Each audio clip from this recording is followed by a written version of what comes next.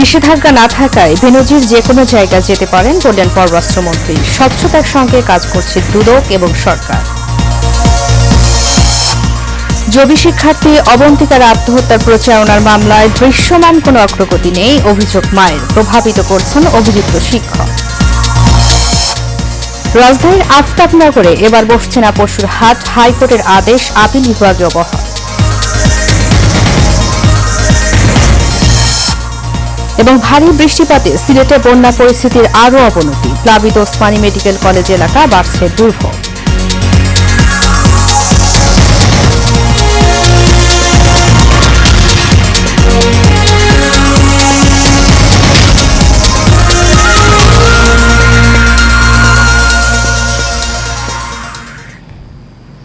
স্বাগত এশিয়ান নিউজে। আপনাদের সাথে আছি আমি উর্মি আক্তার। এতক্ষণ শুনছিলেন বিআরবি কেবল ইন্ডাস্ট্রিজ লিমিটেড সংবাদ শিরোনাম। এবারে চলে যাচ্ছি পুরো খবরে। পুলিশের সাবেক মহাপরিদর্শক বেনজির আহমেদের দেশত্যাগে কোনো নিষেধাজ্ঞা না থাকায় যে কোনো জায়গায় যেতে পারেন বলে মন্তব্য করেছেন পররাষ্ট্রমন্ত্রী ডক্টর হাসান মাহমুদ। এন্টিগা ও নিউ ইয়র্ক সফর শেষে দেশে ফিরে পররাষ্ট্র মন্ত্রণালয়ে সাংবাদিকদের ব্রিফ করেন তিনি। মন্ত্রী বলেন, বেনজির আহমেদের দেশত্যাগে কোনো নিষেধাজ্ঞা দেওয়া হয়নি, তিনি যে কোনো জায়গায় যেতে পারেন। ৬ জুন তিনি দুদকে উপস্থিত হন কিনা সেটি দেখার বিষয়। তিনি আরো বলেন, দুদক এবং সরকার স্বচ্ছতার সঙ্গে কাজ করছে বলে আজিজ আহমেদ ও বেনজিরের বিষয়গুলো সামনে আসছে। জাতিসংঘে বাংলাদেশের শান্তিরক্ষীদের নিয়ে জার্মান ভিত্তিক সংবাদ মাধ্যম ডয়েচ ভেলের প্রতিবেদন নিয়ে জানতে চাইলে হাসান মাহমুদ বলেন, ওই প্রতিবেদন কোনো তথ্য উপাত্তের ভিত্তিতে হয়নি।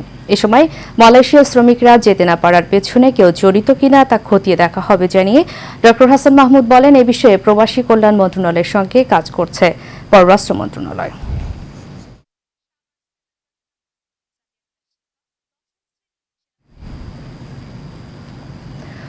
জগন্নাথ বিশ্ববিদ্যালয়ের আইন বিভাগের শিক্ষার্থী কুমিল্লার মেয়ে ফায়রোজ সাদাত অবন্তিকার আত্মহত্যার প্রচারণার মামলায় দৃশ্যমান কোনো অগ্রগতি নেই। অবন্তিকার মা তাহমিনা শবনম অভিযোগ করেছেন, অভিযুক্ত শিক্ষক বিশ্ববিদ্যালয়ের সহকারী প্রক্টর কাজী দ্বীন ইসলাম জামিনে এসে মামলার প্রভাবিত করছে। পাশাপাশি বিশ্ববিদ্যালয়ের তদন্ত কমিটি 7 দিনের মধ্যে তদন্ত রিপোর্ট দেওয়ার কথা থাকলেও প্রায় 3 মাসও দেওয়া হয়নি। তাই শঙ্কিত অবন্তিকার মা তাহমিনা শবনম প্রধানমন্ত্রীর কাছে বিচার চান। আজ কুমিল্লা নগরীর বাগিচাগাঁওয়ে এক সংবাদ সম্মেলন করেন অবন্তিকার মা তাহমিনা শবনম। এ সময় কান্নাজড়িত কণ্ঠে তাহমিনা শবনম বলেন, মামলার তদন্ত কর্মকর্তা সহ বিশ্ববিদ্যালয়ের প্রশাসন অবন্তিকার আত্মহত্যার মামলার বিষয়ে উদাসীন।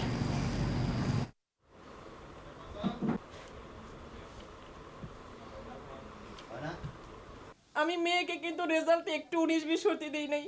এবং ঝিনাইদহ 4 আসনের সংসদ সদস্য আনোয়ারুল আজিম আনারকে হত্যার উদ্দেশ্যে অপহরণের মামলায় মোহাম্মদ সিয়াম হোসেনের বিরুদ্ধে গ্রেফতারি পরোয়ানা জারি করেছেন আদালত। ঢাকার অতিরিক্ত চিফ মেট্রোপলিটন ম্যাজিস্ট্রেট মাহবুবুল হক তদন্তকারী কর্মকর্তার আবেদনের পরিপ্রেক্ষিতে এই পরোয়ানা জারি করেন। আজ সংশ্লিষ্ট সূত্র জানায়, রোববার তদন্তকারী কর্মকর্তা আসামি সিয়ামের বিরুদ্ধে এই গ্রেফতারি পরোয়ানা জারির আবেদন করেন। পরে আদালত আবেদন গ্রহণ করে তার বিরুদ্ধে গ্রেফতারি পরোয়ানা জারি করেন। নেপালে পলাতক সিয়ামের বাড়ি ভোলার বোরহানউদ্দিনে। তিনি আক্তারুজ্জামানের সহকারী হিসাবে কাজ করতেন।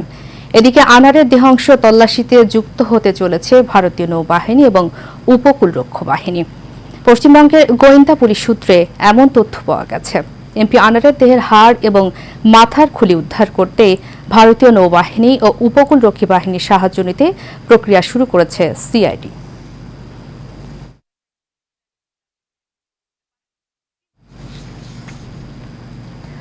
পবিত্র ঈদুল আজহা উপলক্ষে রাজধানীর আফতাবনগরে পশুর হাট বসানো সিটি কর্পোরেশনের সিদ্ধান্ত স্থগিত করে হাইকোর্টের দেয়া আদেশ বহাল রেখেছেন আপিল বিভাগ। এর ফলে ঈদে আফতাবনগরে গরুর হাট বসানো যাবে না বলে জানিয়েছেন আইনজীবীরা। প্রধান বিচারপতি ওবায়দুল হাসানের নেতৃত্বে 4 বিচারপতির আপিল বেঞ্চ এ আদেশ দেন। এর আগে গত 8 মে আফতাবনগরে পশুর হাট বসানোর সিটি কর্পোরেশনের সিদ্ধান্ত স্থগিত করেন হাইকোর্ট। বিচারপতি নাইবা হায়দার ও বিচারপতি কাজী জিনাত হকের হাইকোর্ট বেঞ্চ রুল সহ এই আদেশ দেন। আফতাবনগর আবাসিক এলাকা হওয়ায় আদালত এ রায় দেন।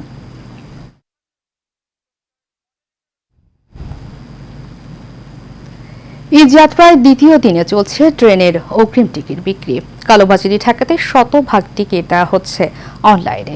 সকাল ৮টায় টিকিট বিক্রি শুরু হয়, দেওয়া হচ্ছে ১৩ জুনের টিকিট। ১৬ জুন পর্যন্ত অগ্রিম টিকিট বিক্রি করবে রেলওয়ে। এছাড়া ফিরতি টিকিট বিক্রি শুরু হবে ১০ জুন থেকে। এবারও অগ্রিম ও ফেরত যাত্রার শতভাগ টিকিট অনলাইনের মাধ্যমে বিক্রয় করা হচ্ছে। যাত্রীদের জন্য চলবে ১০ জোড়া ঈদ স্পেশাল ট্রেন। যাত্রীদের সুবিধার্থে পশ্চিম অঞ্চলে চলাচলরত সব আন্তনগর ট্রেনের টিকিট সকাল ৮টা থেকে এবং পূর্বাঞ্চলে ট্রেনের টিকিট দুপুর ২টা থেকে দেওয়া হবে।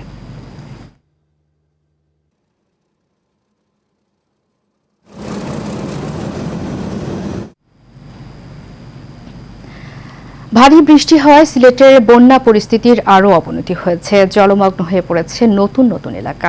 আবহাওয়া অধিদপ্তর জানায়, রোববার রাত থেকে ভোর পর্যন্ত সিলেটে ২২৬ মিলিমিটার বৃষ্টিপাত হয়েছে। নতুন করে প্লাবিত হয়েছে নগরীর বিভিন্ন এলাকা। পানি উঠেছে সিলেট ওসমানী মেডিকেলেও। এতে ব্যাহত হচ্ছে চিকিৎসা কার্যক্রম। এখনও পানি নামেনি নগরীর সুবানীঘাট, উপশহর, জতুরপুর, জামতলা সহ বিভিন্ন এলাকা থেকে। ডুবে আছে রাস্তাঘাট, পানি ঢুকেছে বাসাবাড়ি, দোকানপাটেও। বন্ধ অনেক ব্যবসা প্রতিষ্ঠান, ফলে চরম ভোগান্তিতে নগরবাসী। এদিকে এখনও বিপদসীমার ১৩ সেন্টিমিটার উপরে বইছে সুরমার পানি।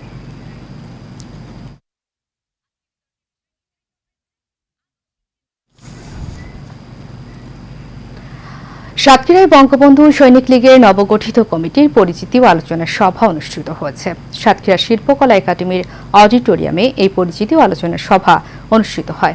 অনুষ্ঠানে উদ্বোধকের বক্তব্যে বঙ্গবন্ধু সৈনিক লীগের সভাপতি বীর মুক্তিযোদ্ধা আলহাজ হারুন রশিদ সিআইপি বলেন, দেশ, জনগণ ও প্রধানমন্ত্রীর প্রয়োজনে বঙ্গবন্ধু সৈনিক লীগকে ঐক্যবদ্ধ থাকতে হবে। অনুষ্ঠানে প্রধান অতিথির বক্তব্য দেন সাবেক স্বাস্থ্যমন্ত্রী ডক্টর আফম রুহুল হক। সাতক্ষীরা প্রতিনিধি মনিরুজ্জামান তুহিনকে সাথে নিয়ে আরো জানাচ্ছেন বাতেন বিপ্লব। বঙ্গবন্ধু সৈনিক লীগের সাতক্ষীরা জেলা শাখার সভাপতি মোহাম্মদ শরীফুল ইসলাম বাবু খানের সভাপতিত্ব ও সাধারণ সম্পাদক বিকাশ চন্দ্র সরকারের সঞ্চালনায় উপস্থিত হন বঙ্গবন্ধু সৈনিক লীগের কেন্দ্রীয় কমিটির সভাপতি ও এশিয়ান গ্রুপ ও এশিয়ান টেলিভিশনের চেয়ারম্যান বীর মুক্তিযোদ্ধা আলহাজ হারুনুর রশিদ সিআইপি।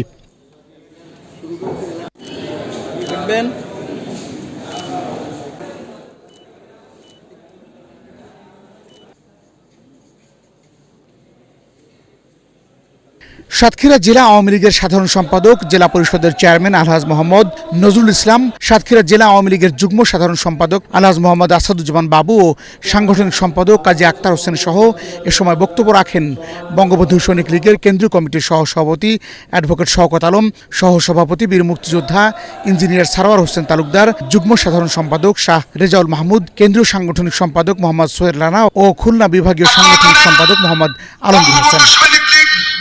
যাদের জনক বঙ্গবন্ধুর নামেই এই সৈনিক লীগটা চলিত, তার নামের সংগঠন আজকে যদি বঙ্গবন্ধু শেখ মুজিবুর রহমান জন্ম না দিত, আমার মনে হয় বাংলাদেশ আজকে স্বাধীন হতো না। বঙ্গবন্ধু সৈনিক লীগের গঠনতন্ত্র মোতাবেক সভাপতি ছাড়া যদি অন্য কেউ কোনো কমিটি দিয়ে থাকে, সেটা অবৈধভাবে বিবেচিত হবে। আওয়ামী লীগের সহযোগী সংগঠন সকলেই বঙ্গবন্ধুর আদর্শ বাস্তবায়নে কাজ করে যাচ্ছে। সকলেই প্রধানমন্ত্রী শেখ হাসিনার ভীষণ মিশন এবং স্মার্ট বাংলাদেশ গড়ার লক্ষ্যে কাজ করে যাচ্ছে।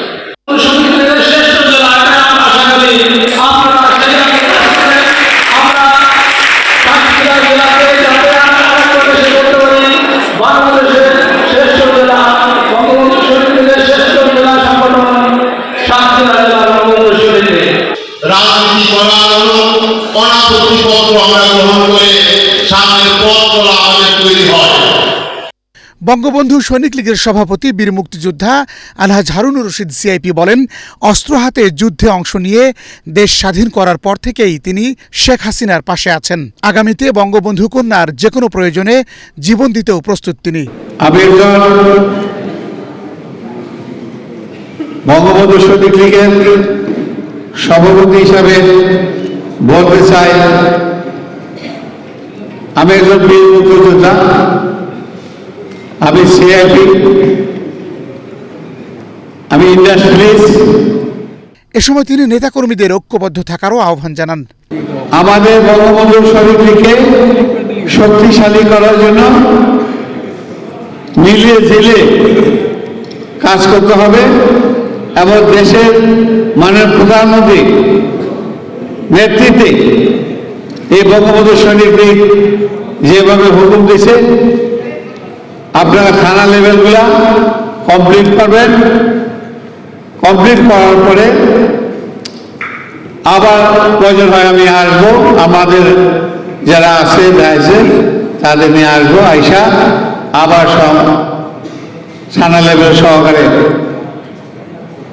আলোচনা করে যাব এবং ঠিক আছে আপনারা কেমন করছেন।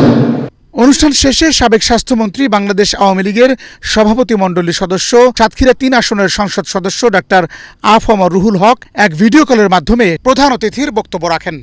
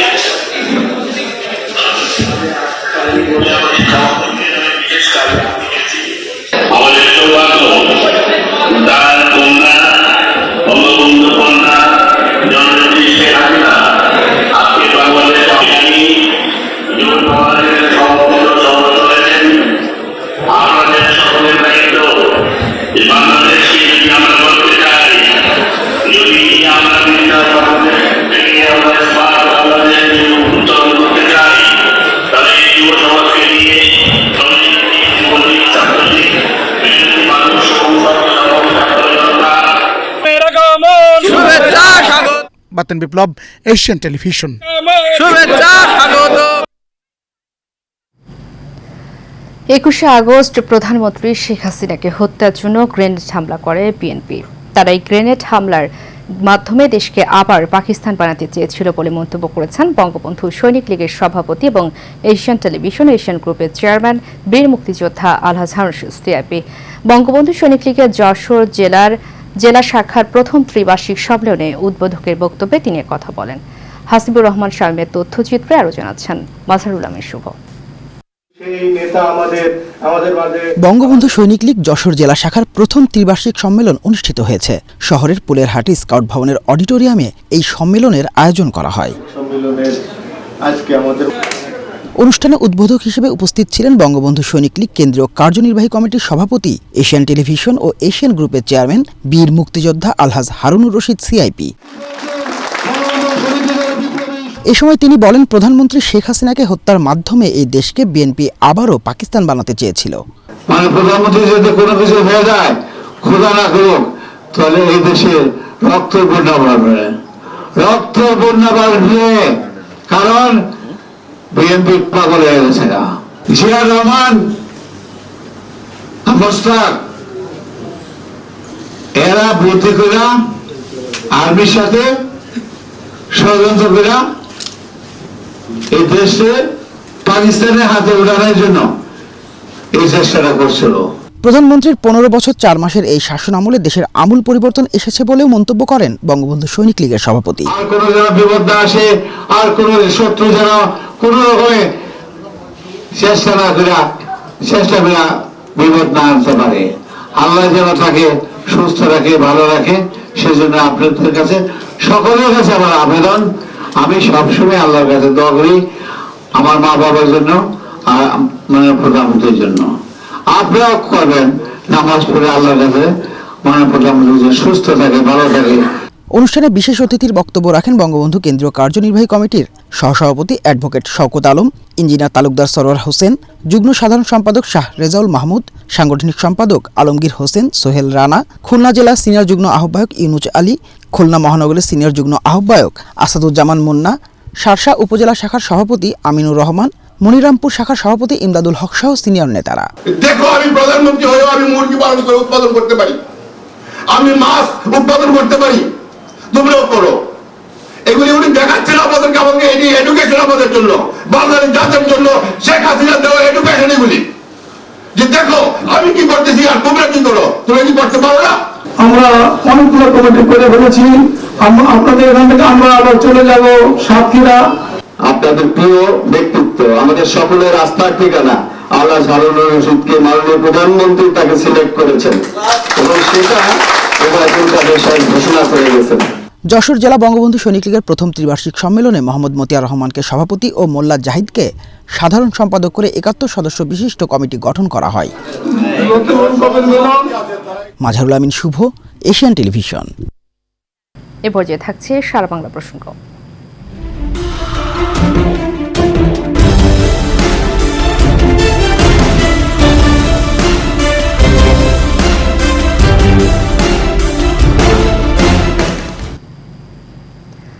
রংপুরের বদরগঞ্জে চতুর্থ ধাপের উপজেলা পরিষদ নির্বাচনে চেয়ারম্যান পদে ভোট যুদ্ধে লড়ছেন দুই খালাতো ভাই ফজলে রাব্বি সুইট ও তবিকু চৌধুরী বলেন। নির্বাচনী মাঠে দুই ভাইয়ের মধ্যে চলছে পরস্পর বিরোধী বাকযুদ্ধ। তবে ভোটাররা বলছেন যোগ্য ও সৎ প্রার্থীকেই বেছে নেবেন তারা। রংপুর থেকে আরিফুল ইসলামের ক্যামেরায় বাদশা ওসমানের রিপোর্ট। বিস্তারিত জানাচ্ছেন অনুকৃতি আদিত্য। ব্যানার, ফেস্টুন, পোস্টার আর মাইকিংয়ে যেন উৎসবের নগরীতে পরিণত হয়েছে রংপুরের বদরগঞ্জ উপজেলা পরিষদ নির্বাচনী এলাকা। চতুর্থ ধাপে উপজেলা পরিষদ নির্বাচন সামনে রেখে সকাল থেকে মধ্যরাত পর্যন্ত পথসভা আর গণসংযোগ করে ভোট চাইছেন প্রার্থীরা। চেয়ারম্যান পদে ভোটে লড়ছেন দুই খালাতো ভাই ফজলে রাব্বি সুইট ও তবিকুর চৌধুরী বলিন। ভোটারদের কাছে টানতে দিচ্ছেন উন্নয়নের নানা প্রতিশ্রুতি। শত শত মানুষ আমাকে আজকে সঙ্গে নিয়ে প্রতিটি ভোটার ভাইদের কাছে যে ভোট চাচ্ছে, আমি আশাবাদী যে আমার সঙ্গে সবারই অনেক সারা আছে। মাহবুবুর রহমান সরকার উনি নির্বাচন কমিশনের যুগ্ম সচিব হিসেবে আইন শাখায় কর্মরত আছেন। গতকালকে তার সহধর্মিণী উনি প্রকাশ্যে বদরগঞ্জের বিভিন্ন হাট বাজারে গিয়ে আমার যে প্রতিদ্বন্দ্বী প্রার্থী তার পক্ষে উনি ভোট চাচ্ছেন এবং ভোট প্রার্থনা করছেন। তবে ভোটাররা বলছে যোগ্য, সৎ এবং উন্নয়নে কাজ করবে এমন প্রার্থীকে বেছে নেবেন তারা। আমরা চাচ্ছি যে যোগ্য প্রার্থীকে সবাই বেছে নেব, আর আমরা যাকে ভোট দেব সে যোগ্য প্রার্থীকেই দেব। আমার দেশের কথা বলছেন, কাজ ভালো করবে, আমরা সেই মতন লোক চাই। বদরগঞ্জ উপজেলা পরিষদ নির্বাচনে মোট ভোটার সংখ্যা 2,43,108 জন। অনুকৃতি আদিত্য, এশিয়ান টেলিভিশন। নোয়াখালীর চাটখিলে নূর হোসেন পলাশ নামের ভুয়া ডাক্তারের হাতে এক কলেজ ছাত্রী ধর্ষণের শিকার হয়েছে। এ ঘটনায় রোববার সন্ধ্যার দিকে উপজেলার চাটখিল বাজার থেকে অভিযুক্ত ধর্ষককে গ্রেফতার করে পুলিশ। একই সাথে এই ভুয়া ডাক্তারের চেম্বার সিলগালা করে দেয় ভ্রাম্যমাণ আদালত। এর আগে গত ২৬ মে চাটখিল পৌর বাজারের হাসপাতাল রোডে ওই ভুয়া ডাক্তারের নিজস্ব চেম্বারে ধর্ষণের এই ঘটনা ঘটে। চাটখিল থানার ওসি মোহাম্মদ ইমদাদুল হক বলেন, এই ঘটনায় ভুক্তভোগী তরুণীর মা বাদী হয়ে মামলা দায়ের করেছেন।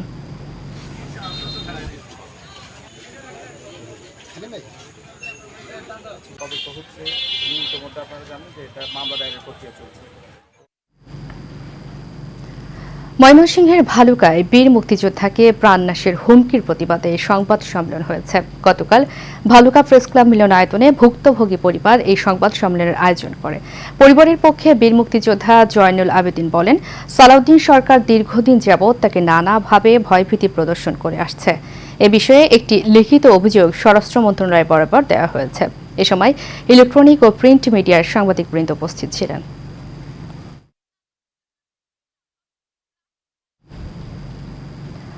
সাভারে বিচ্ছেদের পরেও স্বামীকে বিভিন্নভাবে হয়রানির অভিযোগ উঠেছে সাবেক স্ত্রীর বিরুদ্ধে। এ ঘটনার প্রতিকার চেয়ে সংবাদ সম্মেলন করেছে প্রবাসী আমজাদ হোসেন। রবিবার বিকেলে সাভারের থানা রোডের একটি রেস্টুরেন্টে এই সংবাদ সম্মেলন করেন তিনি। এ সময় তার ৮ বছর বয়সী ছেলে উপস্থিত ছিলেন।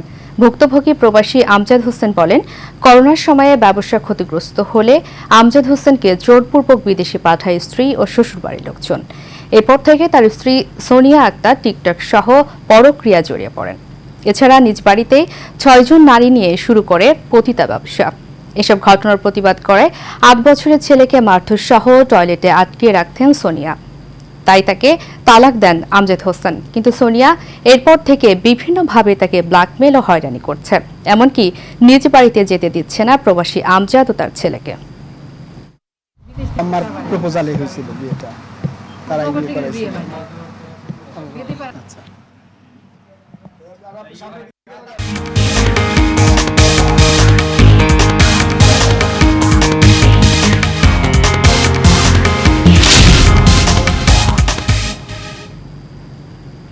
এবারে আন্তর্জাতিক প্রসঙ্গ।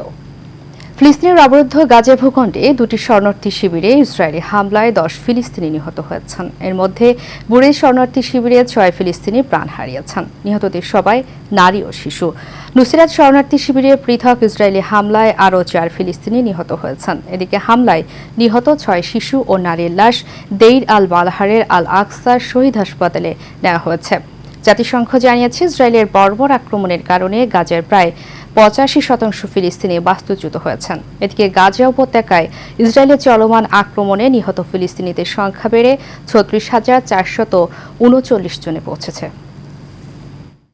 The occupation is the reason. The Rafah border crossing is Gaza's only point of access by land that doesn't pass through Israel. For the Palestinians, it's a vital economic and humanitarian lifeline. এ পর্যায়ে থাকছে বাণিজ্য সংবাদ।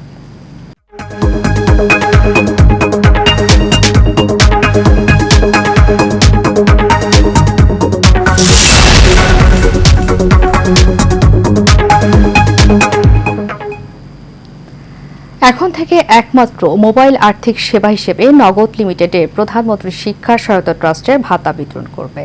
বাংলাদেশ সচিবালয়ে প্রধানমন্ত্রী শিক্ষা সহায়তা trust, Bangladesh ডাক বিভাগ এবং নগদ লিমিটেডের মধ্যে একটি ত্রিপাক্ষিক চুক্তি সম্পাদিত হয়।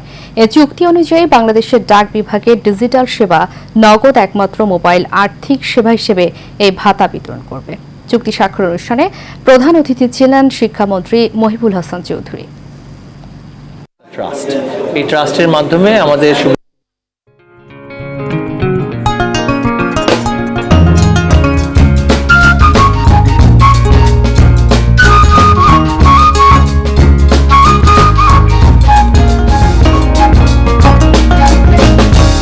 এবারে এইচএম স্টিল চট্টগ্রাম সংবাদ। চট্টগ্রাম বিশ্ববিদ্যালয়ের উপাচার্য প্রফেসর ডক্টর আবু তাহের বলেন, যে কোনো বিশ্ববিদ্যালয় ও বিভাগের উন্নয়নে অ্যালামনাই গুরুত্বপূর্ণ ভূমিকা রাখে। নগরীর একটি হলে চট্টগ্রাম বিশ্ববিদ্যালয়ের ইসলামের ইতিহাস ও সংস্কৃতি বিভাগের প্রাক্তন ছাত্রছাত্রী সমিতি আয়োজিত এক সভায় প্রধান সংবর্ধিত অতিথির বক্তব্যে তিনি একথা বলেন। অনুষ্ঠানের প্রধান অতিথি ছিলেন চট্টগ্রাম বিশ্ববিদ্যালয়ের সাবেক উপাচার্য প্রফেসর ডক্টর ইফতেখার উদ্দিন চৌধুরী। উদ্বোধক ছিলেন এফবিসিসিআই এর প্রেসিডেন্ট ও চট্টগ্রাম বিশ্ববিদ্যালয়ের সেন্ট্রাল অ্যালামনাইয়ের সাধারণ সম্পাদক মাহবুবুল আলম।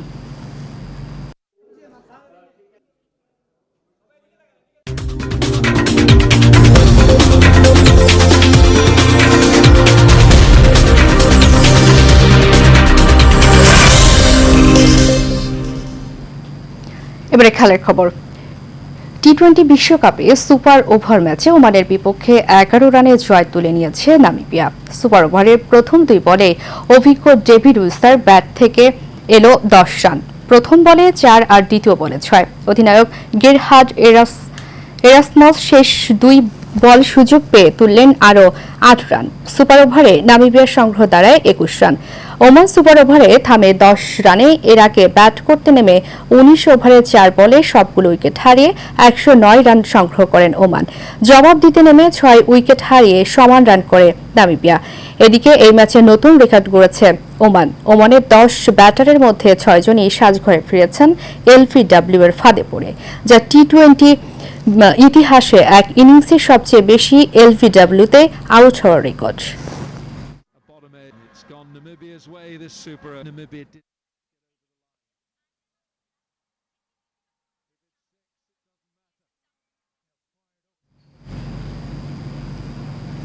শেষ করবো এশিয়া নিউজ। তারিখে বিআরবিকে বলুন রাসিস লিমিটেড সংবাদ শিরোনাম বলে যারা আরও একবার।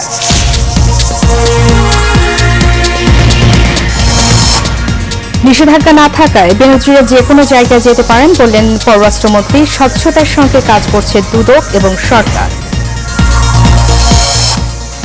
জবি শিক্ষার্থী অবন্তিকার আত্মহত্যার প্রচারণার মামলায় দৃশ্যমান কোনো অগ্রগতি নেই। অভিযোগ মায়ের প্রভাবিত করছেন অভিযুক্ত শিক্ষক। রাজধানীর আফতাবনগরে এবার বসছে না পশুর হাট। হাইকোর্টের আদেশ আপিল বিভাগীয় বহাল। এবং ভারী বৃষ্টিপাতে সিলেটে বন্যা পরিস্থিতির আরও অবনতি। প্লাবিত ওসমানী মেডিকেল কলেজ এলাকা বাড়ছে দুর্ভোগ।